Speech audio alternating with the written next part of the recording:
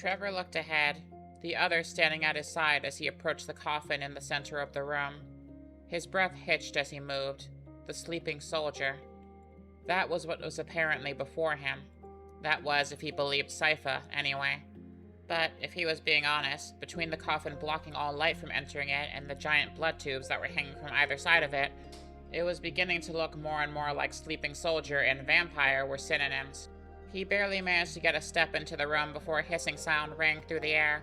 The hood of the golden coffin slowly began to open inch by inch.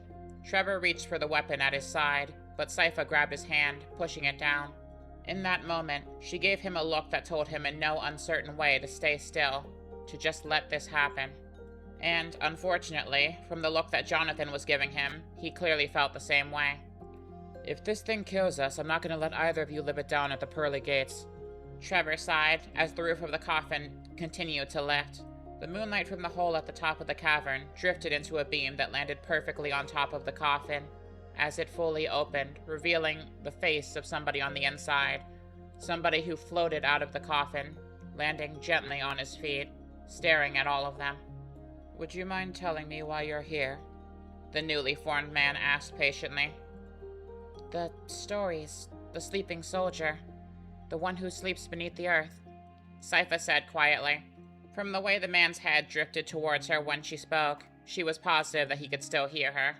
"You're the one who will help save humanity from darkness, from the horde that Dracula has unveiled upon the earth, from the war that he and another group of undead are waging at this very moment." The man before her hummed in thought, his head slightly listing toward Trevor and Jonathan. "Is that what you believe?" "I beg your pardon?" Jonathan muttered, his hand still clutching on the glass of red wine that William Zeppeli had told him to grasp with his life. "He's asking about the prophecy, Joestar," Trevor said, crossing his arms. The man before them glanced towards Jonathan at Trevor's words. His eyes seemed to narrow at the star-shaped birthmark that adorned the man's body. "He's wondering if we buy into it as much as the speaker does. Do I got that right?"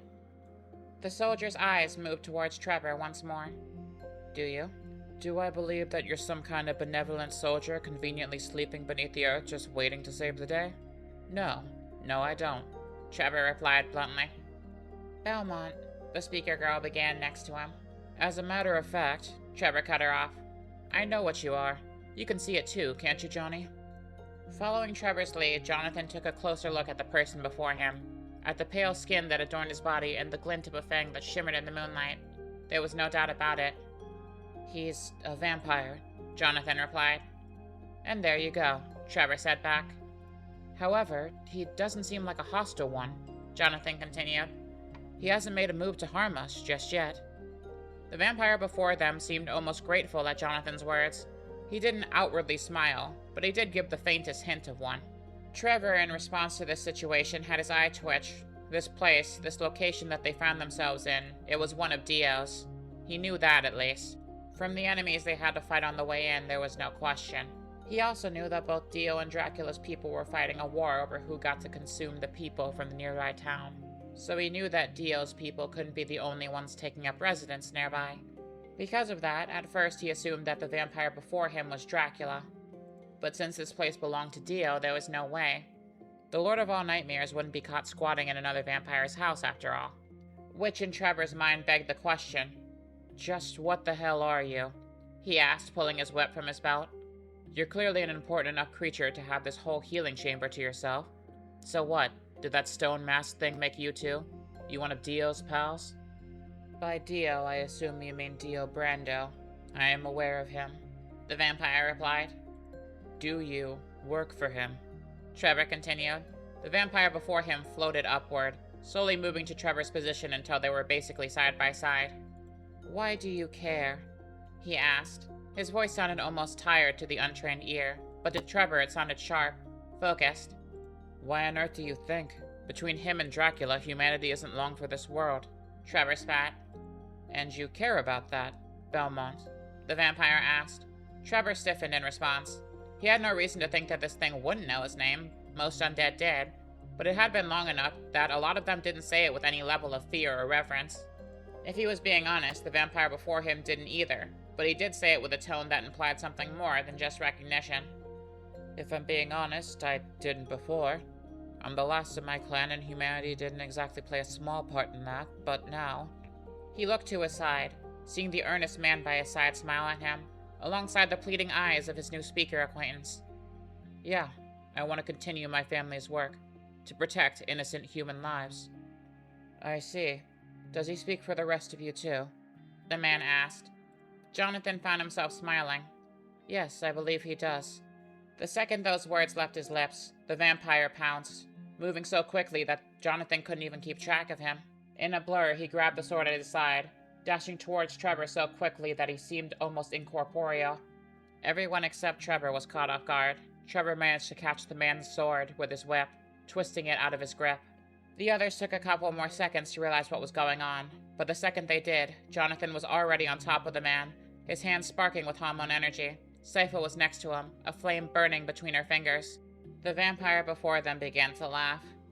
Excellent, he said, his sword moving out of his hand and flying into the sheath at his hip of its own volition. The others looked in confusion between each other as the vampire before them continued. A warrior, a magician, and a living star. That about does it. I'm sorry, what? Jonathan replied. Miss Speaker, you seem to know the legend well. Would you care to enlighten them? She stared at him stunned, but she did as she was told. Well, in the legends, it was said that the sleeping soldier would be met by 3 people. One would be a warrior, one would be a magician, and one would be... a living star. Trevor grumbled to himself. That statement could describe Jonathan a number of ways, between his last name, his sunny disposition, and the solar power quite literally radiating off of his fingertips. If you were looking for a reason why he could be a living star, you could certainly take your pick. You couldn't have mentioned that little detail before? Trevor turned to Sypha. And you. He turned to the vampire. You couldn't test our fighting abilities without going for the damn throat? The vampire before him just smiled, getting to his feet. My name is Adrian Tepes, son of Vlad. Trevor tensed once again. This was the son of Dracula. That certainly wasn't making him feel better about the situation.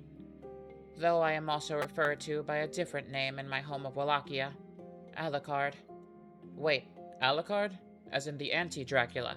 Trevor replied. The very same, although I've never loved the name. And to answer the questions I know are running through your head, I came here because I knew it would be the last place my father would look for me. This place was one of his before Dio took it over. After I sustained injuries trying to stop his grand extermination plan, I figured this would be the last place that he would send his people to. A place that would allow me to heal until I could come for him again. So you have to fight your own family. I know that feeling well, Jonathan said, his mind flashing towards his foster brother, the man responsible for the horrors that he had seen in this cavern, for abducting people in their homes, for turning them into the monstrosities that were tearing down their old houses, for turning them into monsters who would rip apart their homes, their friends, their neighbors. Dio had never been a good man, but he had gone so far. He had fallen so far. I assure you, my feelings have nothing to do with this. At the end of the day, it's simply my responsibility. It's what my mother would have wanted. And we are all reflections of our parents' will, Alucard said. Jonathan and Sypha followed his lead with little hesitation. Trevor was the only one who lingered behind, if only for a moment. Trusting a vampire, trusting Dracula's son. The Belmonts would probably spin in their graves if they knew that their son was going to do this. But they were all dead now.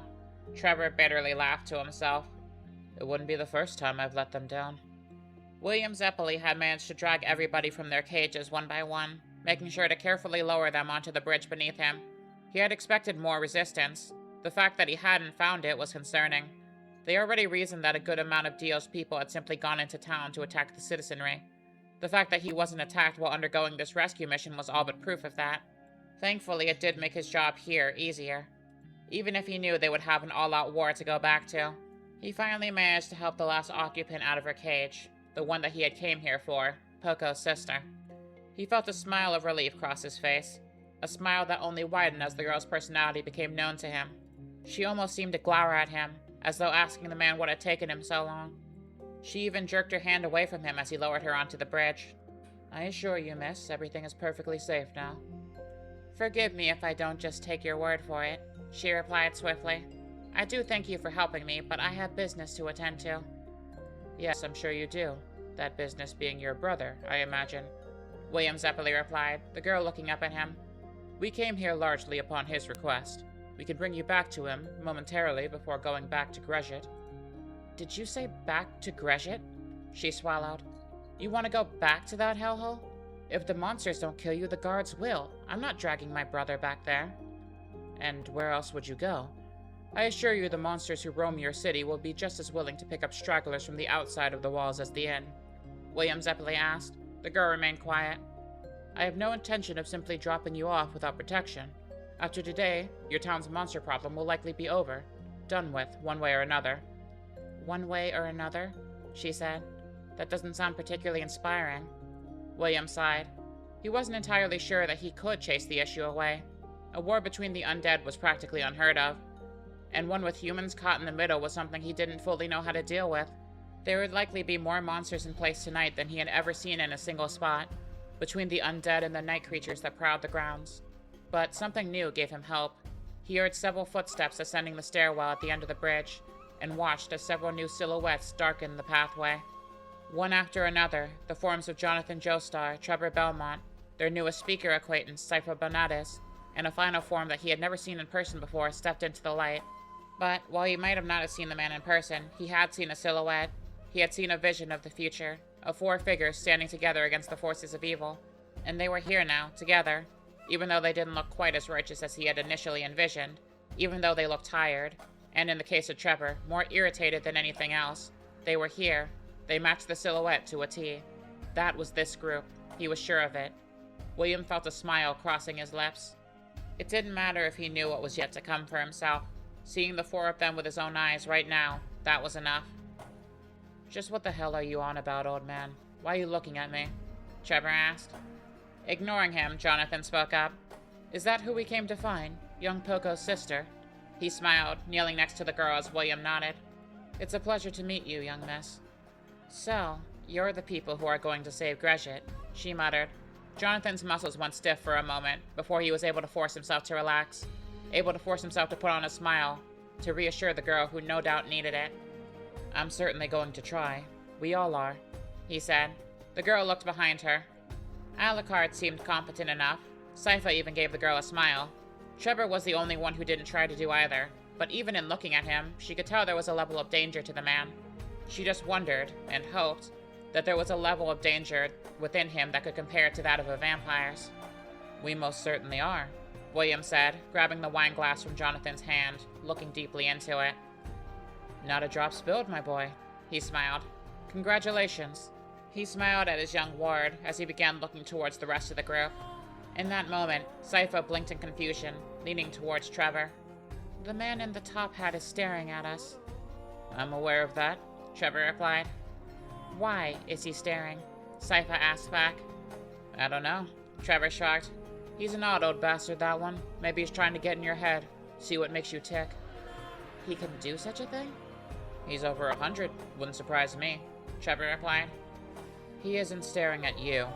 Alucard cut in, locking eyes with the man before him. If you didn't trust me, Belmont, I imagine a 100-year-old vampire hunter is going to have a bit more trouble. His voice stopped when William walked towards him, each footstep echoing in Alucard's ears louder and louder. As a master of Hamon who had lived as long as William, his very being emanated its energy, to the extent that Alucard could practically feel it crackling through the air just by being around him. Adrian Tepesh, the Alucard. I've heard of you, he said, Alucard not moving an inch. Trevor and the others were one thing, one very dangerous thing, but one thing nonetheless. The man before him, Alucard could tell, was an entire other matter. Hamon was an energy passed down through generations. It was a weapon the likes of which vampires never learned to counter, and the man in front of him was a master of it, a true master.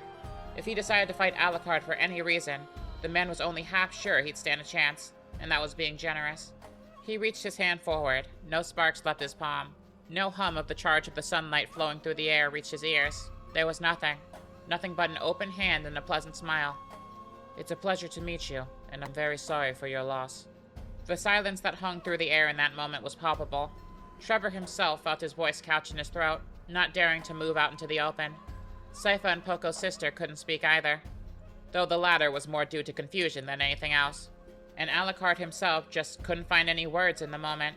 He simply took William's hand in his own and shook it. The silence that passed between them in the moment formed a silent bond of their group's beginning. William turned around, looking into the distance of the tunnel, looking past it, as though he were already seeing the path they had yet to take. By now the town has likely been under attack for a while. That is almost certainly a certainty. The second we get there, we will be facing a horde, not the tawdry collective we've encountered thus far. I trust that you all understand what that means, do you not? William took the silence of the group as an answer. Good. Then let's get underway then, shall we? Speedwagon's reunion with the others was quicker than he expected. When they arrived with Poco's sister, there was a moment, even if it was just a brief one, of happiness. Of reunion, of joy. But as soon as it began, it was practically over. The others seemed like they couldn't bring themselves to stop. The brief breath they had gathered had passed, and the group as a whole continued moving until they reached the outer walls of the city of Greshit. It was only once they were basically at the city gates, once Speedwagon could see the demons circling overhead and could hear the screaming and rioting within the walls, that he allowed himself to think for a moment more, that he allowed his thoughts to catch up to him. Not only did he notice that their group had noticeably grown by a couple of members, one of whom he had been expecting, the other having been a complete surprise to him, but he also noticed that they were unavoidably in a great amount of danger right now, and they had 2 children along with them. Mr. Joestar, if you don't mind, I think. Jonathan put a hand on Speedwagon's shoulder. I know, my friend. The only reason I agreed to bring the children this close to the city is because I knew you would be here to protect them. I don't think you're a coward for not wanting to go inside. Stay here and keep them out of danger. If you need help, we will be close to assist you. Jonathan smiled, his friend before him nodding, tears building in his eyes as he witnessed the nobility of a Joestar once more, a sight that never failed to spark amazement in his heart. The amazement continued as he watched the new group descend the walls of Greshit, disappearing into the fray beyond his sight. He smiled, only wishing that he could see the true display of heroism that he had no doubt would be taking place a few mere moments from now. The 5 fighters of the undead stood atop the wall, staring below. They had been expecting carnage, but the sight before them was something unfamiliar to that thought, or rather too familiar to what they experienced before. For below them, while the undead did indeed ravage each other, and ravage the citizens in their midst, there was another component killing the innocent, or at least attempting to. One that they had seen before. Trevor found himself sighing. Really, even among the bloodbath, he clicked his tongue. They really do have their priorities straight, don't they? Alucard sighed in disappointment. Not that he was surprised. The people trying to break down the walls of what he assumed was an innocent household were led by priests. By the same priests who had burned his mother alive and started all of this. The priest under the command of that bishop.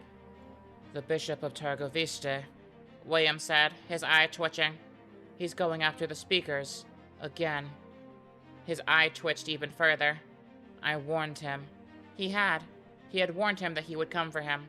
That if the church turned against the innocent once more, there would be no stopping William from protecting them. He supposed now was the time to make good on that threat. Sypha, on the other hand, was silent, her eyes fixating on her people, on her family, on the one she loved.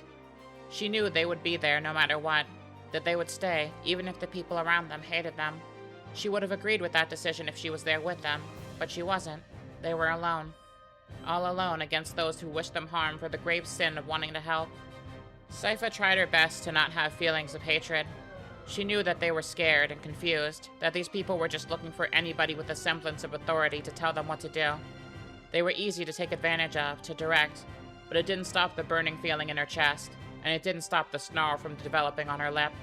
Well then, I suppose the correct strategy is divide and conquer, Alucard asked, the others looking to him. The way I see it, we have a few problems here. The undead from my father, the ones from this Dio Brando, and the people from the Church of Greshit. Somehow we need to protect the people of Greshit from all 3 at once. There are 5 people among us. We have 3 grounds to cover, so what will it be? Well, if I'm being honest, the undead from Mr. Brando I should be able to handle myself, after a quick stop, that is, William said. In that case, I should be able to accompany the speaker to our people, Trevor said. The girl glanced at him in response. Were you going to tell me that wasn't going to be your first stop? He asked. She paused, giving him a nod of affirmation after a moment of thought. Jonathan glanced at the 2 of them. If it's okay, I would like to accompany the 2 of you. You do know I have it covered, right, Joestar? To be honest, I don't doubt it. Jonathan nodded. If anything, there's a chance he'll just slow you down. However, I cannot abide by what these people are being made to do. The people of this town are innocent. Their souls have been warped. They've been twisted into monsters by those not even of supernatural means, and it disgusts me," Jonathan said. He remembered having seen the first example of this merely a day ago. People being chased down and captured like animals in the streets, some being killed by the people who were supposed to be protecting them. And now they were continuously being dragged along by the people who were supposed to be protecting them. They were acting at the direction of those who had wronged them. They were doing the same things that were done to them.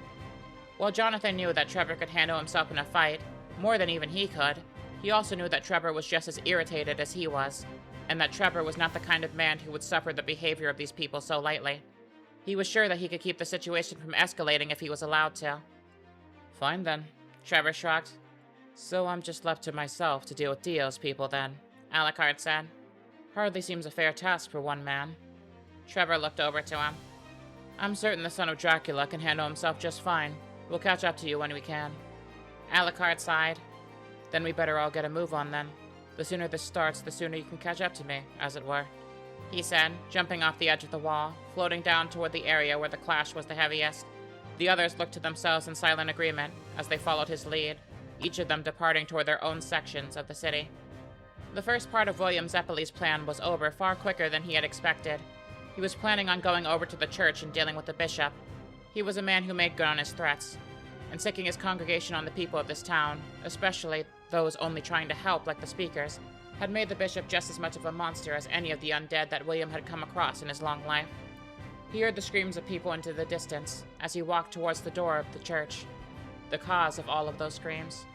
When he pressed his hand against the door, however, he heard a voice that very much sounded not like the preacher's, coming from inside. "You caused this. If it weren't for you butchering an innocent woman, we wouldn't be here. We wouldn't have been released from our suffering and brought into this world." A growling tone rang through the air. "Do you think your God would love you for that? I don't believe so." Through the stained glass windows, William Zeppeli could see the talons of the creature drape across the priest's neck. He could see the teeth of its mangled jaw getting closer to his body, and he knew what was going to happen next. "This suffering, all of it, is because of you. I am here because of you. So do not despair, for if your people do not love you, if your God does not love you, know that I do." It breathed out. William allowed the door to close as he departed the church. He would kill that monster once it started attacking the rest of the town, but for now he would leave it to deal with another one for him. He had actual innocence to save. Dio's people were different than Dracula's. The night creatures that had been so prevalent among Dracula's horde were absent here. They weren't mindless monsters easy to slap aside. Each individual member of Dio's vampire horde was a full vampire, a thinking, breathing, former human. But that, unfortunately, wasn't all. They were stronger than most vampires that Alucard knew of, especially stronger than any newborn vampire should be. The potency infused to each individual soldier's body was abnormally high. Too much resistance met his blade as he swung through his targets. Every time they managed to strike him, which was a surprise in of itself given how fast he was, it would hurt a lot more than an average vampire's strength would, and most certainly the average night creature. He felt himself getting winded far too quickly. It didn't help that his father's people were clashing against the forces that he was fighting. In all the chaos, he sometimes had to fight them as well, adding on to his already harsh workload. He could feel himself getting winded. He could feel his lungs begin to burn, just as a spark of sunlight began washing through the area. A spark that grew into a roaring wave that washed over the creatures below. On his father's side, at least a dozen night creatures began to glow as they fizzled into dust. As they blew away on the breeze, the first thing that he saw as they disappeared was the silhouette of a top hat that shone through the light of hormone energy, revealing the visage of William Zeppeli. He smiled at Alucard, confidently, as though to say, "What, you didn't expect me to save your skin?" Alucard found himself smiling back. There were a lot of things that he didn't like about his situation. Having to fight his father, having to fight his own people, having to save humans who were at each other's throats, who easily presented as much a threat to their own species as Dracula ever did. But if there was one thing in all of this that he could find to smile at, it was the humans at his side, or at least one of them. He was reliable, and that meant that Alucard wouldn't have to fight alone. The thudding of weapons against the doors reached their peak, like sticks beating against a drum over and over again until the skin of the drum finally reached its breaking point. The crowds coalesced over the barren barn where the speakers had chosen to lay their heads. The leader ahead of them, a priest carrying a long pole, poised this blade at the end of the door and raised it into the air, ready to give an order that would end dozens of lives in the blink of an eye. Just then, a whip cracked through the air, and the weapon clattered to the floor. The priest stumbled back, getting to his knees, as blood dripped from his arm and onto the ground. His eyes were shaking with rage. He looked past the dozens of people under his command, towards the only spot where there was a clearing in the crowd, a clearing where a single person stood. The same face of the one who had removed a finger from one of his subordinates before. "You'd think you learned, wouldn't you?" The gruff voice of Trevor Belmont rang through the air. The other members of the priest's mob were upon Trevor within a few mere moments of his voice breaking through the air, but that didn't last very long. They tried to get close to him, but they soon found themselves knocked away by a wall of sunlight energy. A flurry of blows so intense and so frequent that it basically formed a solid barrier of light. One that protected Trevor, keeping the last son of Belmont away from anyone who wished him harm.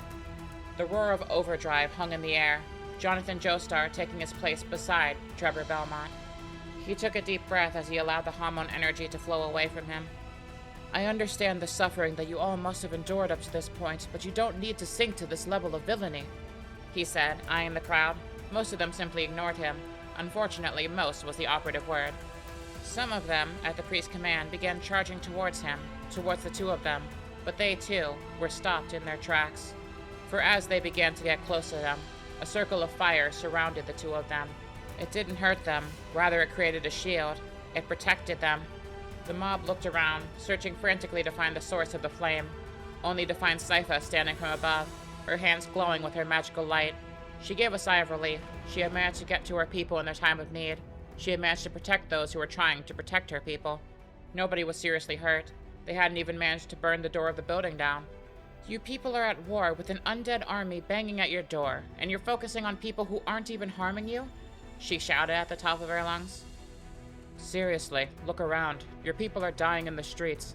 If I weren't so busy on crowd control right now, I could be saving more of your lives," Trevor said. The crowd actually seemed to stop at his words, glancing at each other. For the first time, their anger partially dissipated. They seemed confused at their own actions, confused about whether the course they were taking was worth it. If what the stranger was saying was true, their friends, their family, they would all be safer if they weren't here, weren't trying to harm the speakers. Seeing that they were losing influence over the crowd, the clergy turned to face the warriors who had stopped them. "You could save more people? Then why aren't you doing that right now? You could be protecting the innocent instead of chastising us for going after the devils who have wandered into our midst. Or do you expect us to believe that a group of demonic strangers wandering into our town at the same time that we are under attack from the devil himself is a good thing? If you want proof, simply look above you. That woman is a speaker herself, isn't she? And she wields the devil's magic," he said, looking up at Sypha. "If that isn't proof that they have brought evil into this town, I don't know what is." "Then you clearly don't know what is," Jonathan argued. "These people came to your town with nothing but the clothes on their backs just to help you. They offered you food, supplies, medical care. They don't even know you. They have no connections here. Yet they refuse to leave because you need them, even though you're treating them like this. Search your hearts. Is this really the kind of town you want to be? The kind of people that you want to be?" The anger seemed to simmer down even more. Only a few of the villagers within the crowds were even capable of holding their weapons with the amount of vitriol that they did before. But even those people simply looked to each other, not sure what to direct their hatred, their rage. That was until Trevor gave them a target. "This danger didn't start because these people entered your town. This danger started because you and yours killed an innocent woman and provoked the most dangerous man in the world into taking revenge. Innocent woman. She was married to the devil. She was a witch. She was a scientist, a woman of knowledge. For the entire period that she was alive, did Dracula even once harm your people?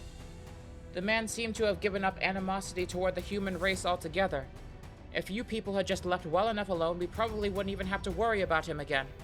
But instead, you dragged an innocent woman out of her home and burned her at the stake. And these people are suffering for it. You really have the gall to blame someone else for your mistakes?" Trevor gritted his teeth, wrapping his hand around his whip. "That's fine. If you're looking for a sacrificial pawn, try me. I can assure you, I'll be a lot harder to kill than a bunch of monks who won't fight back." Trevor didn't have the chance to make good on his words. For the second his proclamation rang through the air, a dagger pierced one of the bishops, and then another. and then another. All of them repeatedly digging into his back until the man could barely stand, until he was on his knees coughing up blood. Jonathan looked away, his fist clenched to his side. The speakers were safe now, but this wasn't the way. There had to be a more peaceful route than this. There had to have been a way where no one would die. Wasn't there? He wanted to believe that. He wanted to very badly, but his experience thus far, between the monsters that he had faced from Dracula's monstrous horde, between his brother's turn to the dark side, he was slowly becoming more and more unsure of the prospect. Since he decided to fight for the right of others to live, more and more of his foes had been dying around him. Lately, it seemed like no matter what, death was inevitable, like it would follow him wherever he went. He felt sick at the thought, but even now, as he turned to look at the stunned civilians crowded around him, the ones who hadn't killed, the ones who he had pacified with his words, he still knew it was true. He and the others were going to have to lead them in battle, lead them into killing the beasts around them, the ones who wanted them dead, into wiping the demons from the face of this world before they could kill them. He was going to have to turn all these innocent people into killers. He closed his fist. I beg of you, please listen to me. Do not let your resolve waver now. You came here to fight. I ask that you not fight those who wish to protect you, but that you aim your fury towards the monsters tearing down your homes, towards the creatures ransacking your village and killing your people. I beg of you all to lend us your aid. Help us protect you. The others in the crowd looked towards him. They could see the earnestness on his face, in his eyes, the look of righteousness that seemed to leak through to their souls one by one, spreading throughout the entirety of the crowd until they all found themselves nodding to his words. Trevor put a hand on Jonathan's shoulder, nodding to him. Much appreciated. That would have been a bit more difficult if you weren't here. Trevor walked before him and began giving instructions to the crowds. As the person in his group who had been monster hunting for the longest, he knew how to fight the enemies of humanity. Even as a person without special training or powers, he instructed people to gather salt, holy water. He instructed them on how to lay it, where to gather it so that it could funnel the undead into more vulnerable spots. He showed them how to fortify their weapons to make them more effective against creatures of the night. He even showed Sypha where to create barriers so that anybody who would seek to harm them would have to move down tight, icy pathways to do so, all while guiding them toward the center of town, where William Zeppeli and Alucard were fighting against the two warring factions. The instructions had been so constant, so smoothly flowing, that in all honesty, Jonathan hadn't even noticed that they were basically back-to-back with the other two members of their group until they were. As they sat side by side, they all watched. Easily, dozens of monsters were falling for Trevor's trap, funneling themselves down the icy hallways that his companion had created. During that moment, Jonathan Joestar unleashed a flurry of hormone energy directly on top of the creatures of the night, charging their skin to the point of breaking. One by one, as the energy flowed through them, their skin slowly began to dissolve, as though they were being submerged in acid. They blew away on the wind, all of them turning to dust, only to be replaced by more. With the speed at which they were dispatching them, it would be over an hour before they were done with this fight. And Alucard knew that a lot could happen in an hour. A lot of people could die. A lot of destruction could reign. So, Alucard directed them to do something different. You need to stop, he ordered. Are you crazy? Sypha replied. We're barely keeping pace with the crowds as is. She was right. Any monsters that weren't falling into their funnel trap were being dealt with by the civilians on the outskirts, and they were barely able to keep up with the demand. If they stopped taking on the number of enemies that were there right now, even the slightly greater flow of undead would probably be enough to completely topple the civilians helping them keep order. People would get overrun, and it would be only a matter of time before this war turned into a slaughter. Exactly, Alucard argued. He was thankful. A good amount of the two armies were too busy fighting each other to really focus on the humans they were fighting over. They might as well have been mindless beasts, even with their intelligence. They would be easy to fool. We stand no chance against them if we keep them separate. We need to form a united front. They would surround us in minutes, Sypha argued. Trevor, meanwhile, locked eyes with Alucard. He paused, taking in his words and rolling them over in his mind. He had a decent idea of the vampire's plan, and it was a bad one. A very bad one. But he didn't have a better one. Bonatas, Joestar, listen to him. Step away from the funnel. We make our stand in the center of town. Sypha gave him a look like he was crazy, but Jonathan listened almost the moment the words left his lips, rushing directly to the sides of William and Alucard, striking the monsters beside them. Sypha's eye twitched in irritation. This was stupid. She knew it was stupid, but she also couldn't do much on her own. None of them could, not against numbers this great. Fine, you win. She rushed to the center, abandoning her funnel. What she expected came to pass very quickly. Not only were they surrounded on all sides, but they were caught in the middle of an attack between Dio and Dracula's forces. Even the monsters trying not to attack them directly were hitting them with strays. It was taking all of her efforts just to shield them from the attacks going on around them. Are you idiots happy now? Honestly, I thought a Belmont would see through this kind of outcome. Congratulations, you thought correctly, Trevor replied. He gestured around them at the vampires now converging on their position. They were the most obvious threat. So at this point, even the vampires who weren't initially fighting them were making their way to them now. Slowly, one by one, all of the vampires were coming to realize that now was their best chance to tear them all to pieces. And they were practically fighting over each other for the privilege of doing so. Can you aim that ice of yours to the ground? Freeze a giant patch of it over. She stared at Trevor for a moment as her mind clicked the puzzle pieces in place. You couldn't have just told me? You couldn't have just told me. She did as she was asked, freezing the entire ground within a 500-meter radius. Most of the armies were instantly locked into place. Even the ones who could fly were being sprinkled in frozen ice particles that had sprouted from the floor. It would have been a little inconvenient if our enemies overheard our strategy, Alucard said. But I figured that you monster hunters would be able to figure out a monster hunting plan, especially someone as distinguished as a Belmont. Flattery will get you nowhere, Trevor scoffed, turning to Jonathan and William. I believe we suitably prepared this for your little sunlight bullshit, Trevor smirked. William smiled as he rolled his eyes. I believe he is correct, my boy. William turned to Jonathan. Let's say we put our sunlight bullshit to good use, he smiled. Yes, sir, Mr. Zeppeli, Jonathan said shyly. He took a deep breath, charging his hormone through his body. It rang through his fists. Sunlight yellow? Overdrive! The two of them shouted in unison, not directing their attacks toward their enemies, but rather toward the ground, toward the ice, letting it conduct through the floor, and through the air, through the small sparkles of ice dust that had been spread around them. It had turned their entire environment into a cage from which, for the undead, there was no escape.